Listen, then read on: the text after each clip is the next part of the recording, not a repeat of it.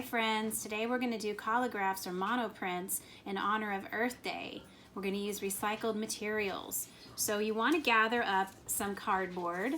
You can cut some cardboard up, but also thin cardboard. And when I mean thin cardboard, I'm talking about things that are this kind of weight, like from a soda box, cereal box, tissue box, and you're going to cut those into flower shapes like this, or petals, stems, anything that kind of resembles the pieces of a flower. Think about the stem, the petal, the leaves, anything that you've been thinking about with a planting.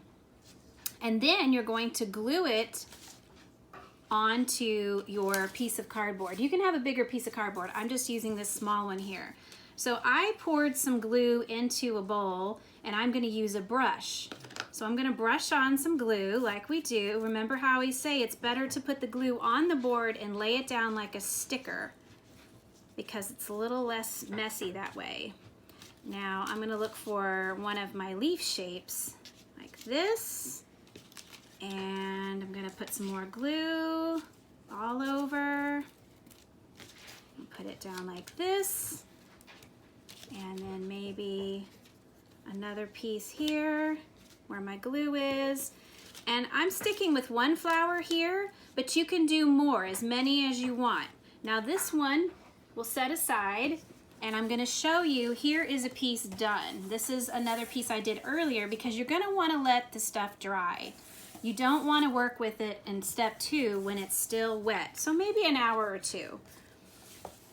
So then when you come back to it, you're going to pick some paint or some handmade paint with flour and food coloring. And you're either going to take another brush and brush on some color like this. And the reason why we're brushing it on is because we want to have a very thin layer, friends. You don't want to glop it on. So parents, help them get it nice and thin. But you also want to cover the material. You don't want to leave anything undone. I also have a roller brush. If you have some roller type of brush at home and you want to try that, you can try that too. And I'm going to roll some of the paint on. Roll a little bit. So I'm going to keep rolling and painting just like that. I got to do my other stem. Keep painting until you get the whole thing colored the way you want. Now you could also color it all one color if you want. Use your imagination. Do whatever you feel like you want to do. Now while it's still wet, you want to get a piece of paper, can be copy paper or heavy paper, whatever you want to do, and you're going to lay it down and you're going to push on it. You might even want to stand up and push on it. And you know, friends, we've done this at school before, so remember what we do. We make sure we push on every piece so we can make a print.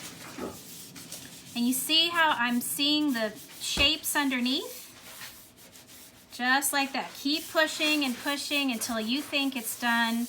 And then once you're done, you can lift it up and make a print. Just like that.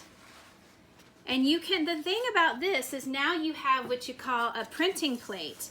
You could let this dry and put more paint on it and do it a different way. You could add more cardboard on here and make different shapes. Or, you know, I really like the way it looks as a plate, and it looks like a piece of art too. So please try the color prints and let me know how it goes. Bye for now.